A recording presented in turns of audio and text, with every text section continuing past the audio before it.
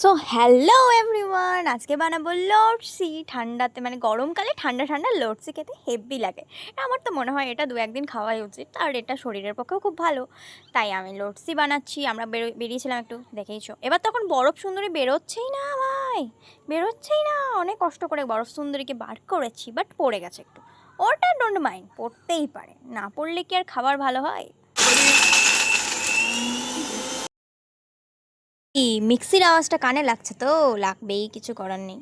এবার আমি মুখের সাহায্যে, দাঁতের সাহায্যে আমি দইটা কেটে নিয়েছি। এবার দইটাকে ঢেলে দিয়েছি সুন্দর করে।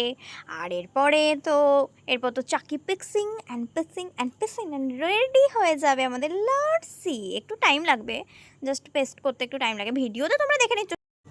बस और लस्सी हो गया तैयार। लस्सी ठंडी ठंडी गरम काले लस्सी खाना तो बहुत ज़रूरी काम होता है गाइस। তো সবাই মিলে আমরা এবার এটাকে এনজয় করব। আমার হয়ে গেছে লস্যি খাওয়া, এবার দেখে মনে হচ্ছে খেয়ে নি গপ করে, এখনও মনে হচ্ছে খাইয়ে নি। সবাই একটু ঠান্ডা ঠান্ডা লস্যি দিয়েছে, শেষ হয়ে গেছে। আমরা চয়েস চয়েস করো, চলো না চয়েস করো তাড়াতাড়ি। না, চয়েস করে নিয়েছি আমরা এখন লস্যি খাই। তা করতে করতে তোমরা ভিডিওটা দেখো। টাটা।